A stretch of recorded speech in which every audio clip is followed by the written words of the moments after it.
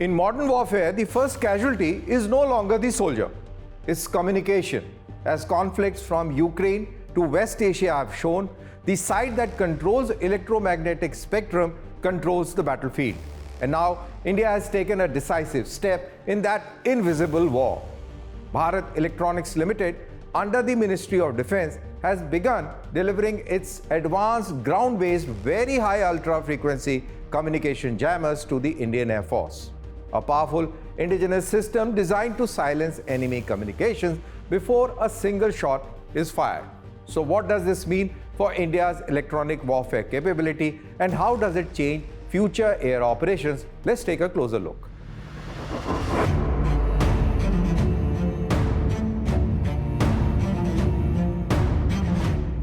War before war. India is quietly reinforcing one of the most decisive and least visible dimension of modern warfare, the electronic warfare. Bharat Electronics Limited has commenced deliveries of its indigenous ground-based VHF UHF Communication Jammer to the Indian Air Force, significantly enhancing India's ability to disrupt enemy command and control on the battlefield.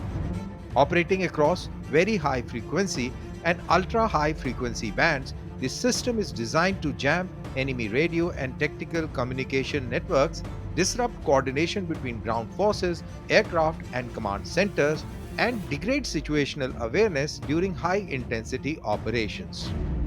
The enemy paralyzed without hitting. In today's network-centric wars, cutting communication links can paralyze an enemy force faster than kinetic strikes. This capability gains added importance when viewed against electronic warfare strength of India's two primary adversaries. China's People's Liberation Army considers electronic warfare as core pillar of its doctrine of informationized and intelligentized warfare. The PLA fields advanced EW brigades capable of wide area communication jamming, radar disruption, integrated cyber and electronic attacks. Chinese systems are designed to blind and confuse adversaries in opening minutes of conflict, particularly along contested borders and the Indo-Pacific region. Pakistan, meanwhile, has steadily upgraded its electronic warfare arsenal with Chinese origin EW systems integrated into both Pakistan Army and the Air Force. These capabilities focus on battlefield communication jamming, air defense suppression, supporting Pakistan's network air operations. Electromagnetic dominance is a force multiplier. In a potential two-front scenario, electromagnetic dominance becomes a force multiplier, enabling faster decision-making while denying the same advantage to the adversaries. The induction of the GBVU communication jammers ensures that the Indian Air Force can now contest and dominate the electromagnetic spectrum, supporting missions such as offensive counter-air operations, suppression of enemy air defenses, and joint operations with Army and Navy units. India's push for strategic autonomy.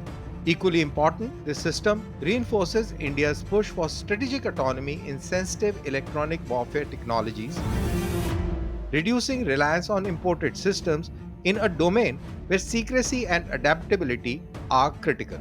In modern conflict, the battle often begins in silence, in frequencies, signals, and data streams. And with this induction, India is ensuring it can fight and win that invisible war. What makes this induction significant is not just technology but the timing. From Eastern Europe to Indo-Pacific, recent conflicts have shown that wars are increasingly being shaped through jamming, spoofing, and electronic disruptions and not by bombs. By inducting indigenous communication jammers, the Indian Air Force is preparing for exactly this kind of future battlefield, where winning the spectrum war could determine the outcome even before conventional combat begins. This also sends a clear signal. India is no longer just defending its networks, it is building the capability to actively deny, disrupt, and dominate the enemy's communications. Invisible, silent, but decisive. As warfare shifts from firepower to information dominance, systems like these ensure that India is not just keeping pace but staying ahead. Because in tomorrow's war, it may not matter whose weapons fire first. What will matter is whose communications survive.